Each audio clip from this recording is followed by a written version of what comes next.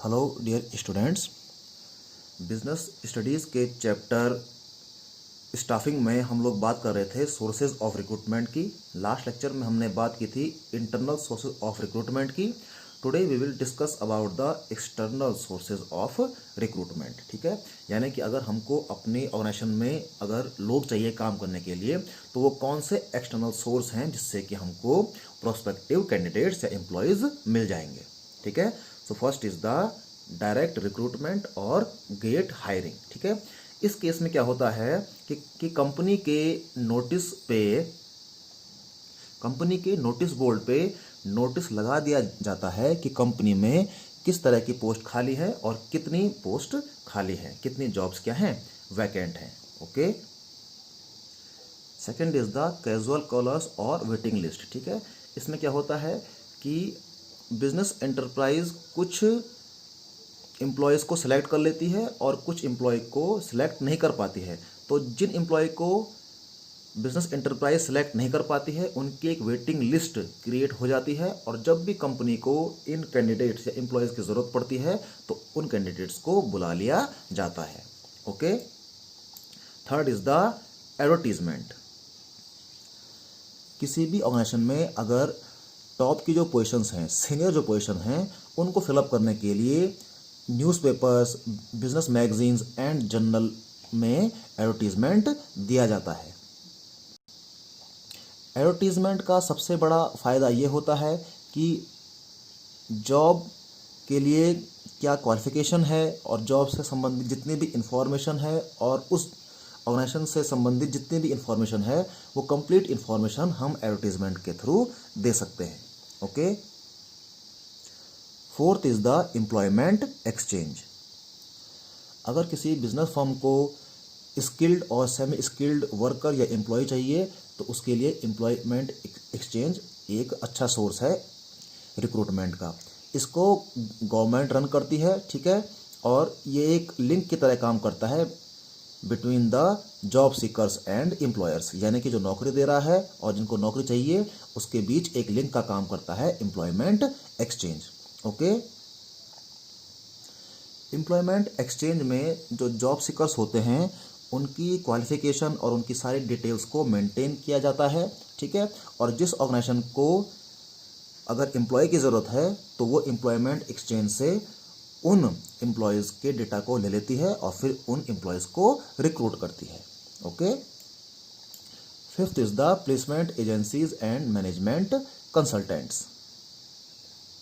Placement agencies और management consultants ये private agencies और प्रोफेशनल बॉडीज़ होती हैं। ठीक है, अगर किसी बिजनेस फर्म को टेक्निकल या प्रोफेशनल या एक्सपर्ट चाहिए तो वो ऑर्गेनाइजेशन जो है इन प्लेसमेंट एजेंसीज या मैनेजमेंट कंसल्टेंट्स को कांटेक्ट करती है और फिर इनके थ्रू वो एम्प्लॉयज़ को जो है हायर करती है।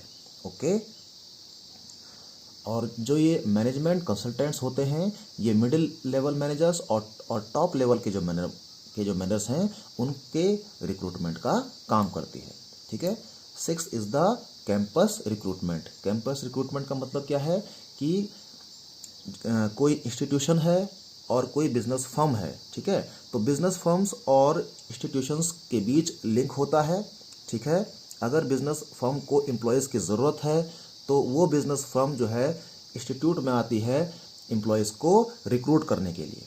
ओके, तो इसके थ्रू टेक्निकल, प्रोफेशनल और मैनेजमेंट जो पर्सनल होते हैं उनको रिक्रूट किया जाता है। Next is the recommendation of employees.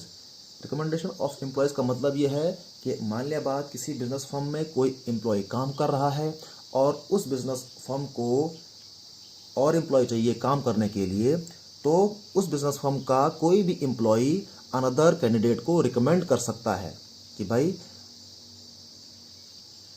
ये कैंडिडेट इस जॉब के लिए क्या है, एलिजिबल है। ठीक है, तो उसके बेस पे जो बिजनेस फर्म है वो उस कैंडिडेट की टेस्टिंग करती है, उसका इंटरव्यू लेती है। ठीक है, और अगर वो कैंडिडेट सेलेक्ट किया जाता है जिसको कि उसी बिजनेस फर्म के एम्प्लॉय ने रिकमेंड किया है, तो उस एम्प्लॉय को जिसने कि रिकमेंड किया है उस कैंडिडेट को, इस एम्प्लॉय को भी कुछ पैसा दिया जाता है।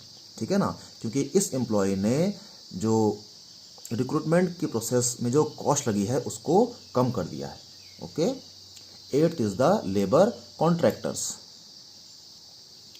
लेबर कॉन्ट्रैक्टर किसी बिजनेस फर्म के एम्प्लॉयज होते हैं जो कि बहुत सारे अनस्किल्ड लेबर्स को रिक्रूट करने का काम करते हैं। ओके।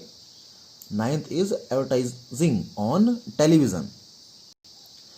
अगर किसी ऑर्गेनाइजेशन में बहुत सारी पोस्ट खाली हैं या कुछ पोस्ट खाली हैं तो उसके लिए भी टेलीविज़न पे एडवर्टीजमेंट आते हैं। ठीक है। और इन एडवर्टीजमेंट में जॉब से संबंधित जितनी भी जानकारी है, उस ऑर्गेनाइजेशन से संबंधित जितनी भी जानकारी है और क्वालिफिकेशन से संबंधित जो जानकारी है वो जो है उपलब्ध कराई जाती है। और last external source of recruitment है वेब पब्लिशिंग। ठीक है ना, आजकल हम इंटरनेट पे देखते हैं कि बहुत सारे साइट्स हैं जिन पे कि कैंडिडेट्स अपनी डिटेल को फिलअप कर सकते हैं और इनके थ्रू वो जॉब पा सकते हैं। तो ये साइट्स कौन कौन सी हैं, जैसे कि www.naukri.com, नेक्स्ट इज़ www.jobstreet.com या www.monster.com। ठीक है, तो इन साइट्स पे जाकर के कैंडिडेट्स अपनी जो क्वालिफिकेशन है उसको फिलअप कर सकते हैं और यहाँ से जॉब पा सकते हैं। Okay, so these 10 were the external sources of recruitment. अब बात करेंगे कि एक्सटर्नल सोर्सेज ऑफ रिक्रूटमेंट के एडवांटेज यानी कि फ़ायदे क्या होंगे। तो पहला फ़ायदा इसमें है qualified personal. External source of recruitment का पहला फ़ायदा है क्वालिफाइड पर्सनल। ठीक है ना, यानी कि अगर किसी ऑर्गेनाइजेशन को क्वालिफाइड पर्सनल चाहिए तो वो एक्सटर्नल सोर्स के थ्रू जो है इन जो ये पर्सनल हैं इनको रिक्रूट कर सकते हैं। Second is wider choice. अगर किसी ऑर्गेनाइजेशन को एम्प्लॉय चाहिए तो उस ऑर्गेनाइजेशन के पास बहुत ही वाइड चॉइस होती है कैंडिडेट्स की, तो वो उन कैंडिडेट्स में से जो बेस्ट कैंडिडेट हैं उनको सिलेक्ट कर सकते हैं।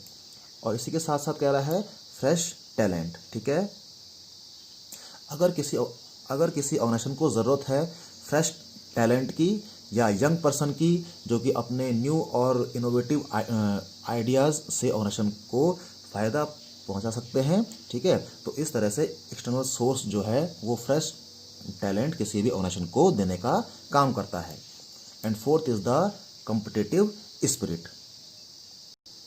अगर कोई ऑर्गेनाइजेशन एक्सटर्नल सोर्स के थ्रू रिक्रूटमेंट करती है तो इससे क्या होगा, जो ऑर्गेनाइजेशन के जो एम्प्लॉय हैं वो भी क्या होते हैं, वो भी कॉम्पिटिटिव बने रहते हैं। उनको मालूम है कि अगर एक्सटर्नल सोर्स से रिक्रूटमेंट होता है, ठीक है, तो फ्रेश टैलेंट ऑर्गेनाइजेशन के अंदर आएगा जो कि उनको बहुत कड़ा कंपटीशन दे सकता है।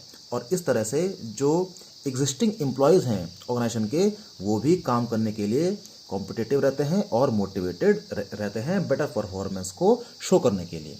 ठीक है, so these 4 were the advantages of external source of recruitment. अब इसी के साथ साथ कुछ डिसएडवांटेज भी होते हैं एक्सटर्नल सोर्स ऑफ रिक्रूटमेंट के, जैसे कि डिससेटिस्फैक्शन अमंग एग्जिस्टिंग स्टाफ। अगर कोई ऑर्गेनाइजेशन एक्सटर्नल सोर्स के थ्रू रिक्रूटमेंट करती है तो जो एग्जिस्टिंग स्टाफ है उस ऑर्गेनाइजेशन का वो डिससेटिस्फाइड फील करती है। वो डिससेटिस्फाइड फील इसीलिए करती है क्योंकि उनको लगता है कि उनके प्रमोशन का चांस अब कम हो सकते हैं। ठीक है ना, तो इससे जो एग्जिस्टिंग एम्प्लॉयज़ हैं उनमें एक डिससेटिस्फैक्शन का फील उत्पन्न होता है। Second is lengthy process. ठीक है, एक्सटर्नल सोर्स के थ्रू अगर हम रिक्रूटमेंट करते हैं तो ये एक बहुत ही लेंथी प्रोसेस हो जाती है।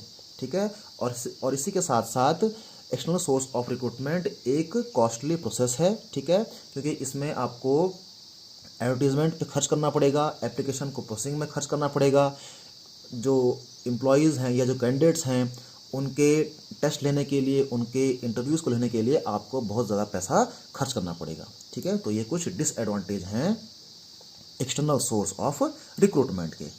अब बात करते हैं difference between external and internal source of recruitment. ठीक है, इन दोनों में अंतर क्या होगा।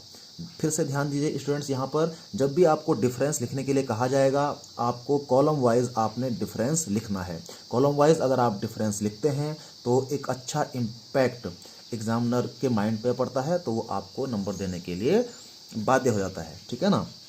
तो आपको कॉलम वाइज आपने जो है डिफरेंस के क्वेश्चंस को अटेम्प्ट करना है, ठीक है। तो यहाँ पे लिख दिया हमने एक्सटर्नल सोर्स ऑफ रिक्रूटमेंट और यहाँ पे लिख दिया इंटरनल सोर्स ऑफ रिक्रूटमेंट, और यहाँ पे पहला कॉलम हो जाएगा बेसिस ऑफ डिफरेंस का। तो पहला बेसिस ऑफ डिफरेंस है मीनिंग। एक्सटर्नल सोर्स का मतलब क्या है कि आप ऑर्गेनाइजेशन के बाहर से एम्प्लॉयज़ को क्या कर रहे हैं, रिक्रूट कर रहे हैं। जबकि इंटरनल सोर्स ऑफ रिक्रूटमेंट में आप विद इन द ऑर्गेनाइजेशन आप एम्प्लॉयज़ को क्या कर रहे हैं, ट्रांसफ़र कर रहे हैं या प्रमोट कर रहे हैं, ठीक है। टाइम पीरियड, एक्सटर्नल सोर्स में अगर आपको जॉब फिल करनी है तो इसमें आपको ज़्यादा टाइम लगेगा, जबकि इंटरनल सोर्स के केस में अगर आपको जॉब फिल करनी है, कोई पोस्ट को फिल करना है, तो इसमें टाइम कम लगेगा, ठीक है। मोटिवेशन, एक्सटर्नल सोर्स के केस में क्या होगा, जो एग्जिस्टिंग एम्प्लॉयज़ हैं किसी भी ऑर्गेनाइजेशन के, वो डिसअपॉइंट होते हैं, डिमोटिवेट होते हैं, डिमोलाइज होते हैं, क्योंकि उनको लगता है कि उनके प्रमोशन के चांस घट सकते हैं, ठीक है ना। जबकि इंटरनल सोर्स ऑफ रिक्रूटमेंट के केस में क्या होगा, जो एम्प्लॉय होते हैं वो मोटिवेटेड रहते हैं, क्योंकि उनको पता है कि कुछ टाइम बाद अगर वो अच्छी परफॉर्मेंस शो करते हैं तो उनका प्रमोशन हो जाएगा, ओके।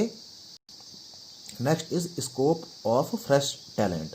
एक्सटर्नल सोर्स से अगर आप रिक्रूटमेंट करते हैं तो बहुत ज़्यादा चांसेस हैं कि आपके पास फ्रेश टैलेंट आएगा, जबकि इंटरनल सोर्स से अगर आप रिक्रूटमेंट करते हैं तो इसमें आपके पास फ्रेश टैलेंट नहीं आ पाएगा, ठीक है। सोर्स क्या होगा एक्सटर्नल सोर्स का, एडवर्टीजमेंट होगा, कैंपस रिक्रूटमेंट होगा, लेबर कॉन्ट्रैक्टर्स होगा, जो अभी हमने बात कर ली है, ठीक है ना। और जबकि इंटरनल सोर्स ऑफ रिक्रूटमेंट में केवल ट्रांसफ़र और प्रमोशन आएगा, ठीक है। इकोनॉमिक, यानी कि पैसा कितना खर्च होगा, एक्सटर्नल सोर्स ऑफ रिक्रूटमेंट के केस में हाई कॉस्ट लगेगी आपकी, ठीक है ना, आपका पैसा ज़्यादा खर्च होगा। जबकि इंटरनल सोर्स ऑफ रिक्रूटमेंट के केस में आपका पैसा कम लगेगा, कम आपकी लागत लगेगी, आपकी कॉस्ट कम आएगी, ओके। और क्वालिटी की बात करेंगे, ये वाला point scope of fresh talent से ही मैच करता है। अगर आप एक्सटर्नल सोर्स से रिक्रूटमेंट करते हैं तो आपके पास बेस्ट और टैलेंटेड या फ्रेश टैलेंट, ठीक है ना, वो एम्प्लॉयज़ आपके पास आ सकते हैं। जबकि इंटरनल सोर्स ऑफ रिक्रूटमेंट के केस में जो फ्रेश टैलेंट है, जो बेस्ट एम्प्लॉयज़ हैं, वो आपके पास आने की संभावना कम है, क्योंकि आप विद इन द ऑर्गेनाइजेशन आप रिक्रूटमेंट कर रहे हैं, ठीक है। So dear students, this was the difference between external and internal source of recruitment. Okay, तो आप इसको याद कर लीजिए और नेक्स्ट लेक्चर में हम डील करेंगे with the topic selection, okay. Thank you.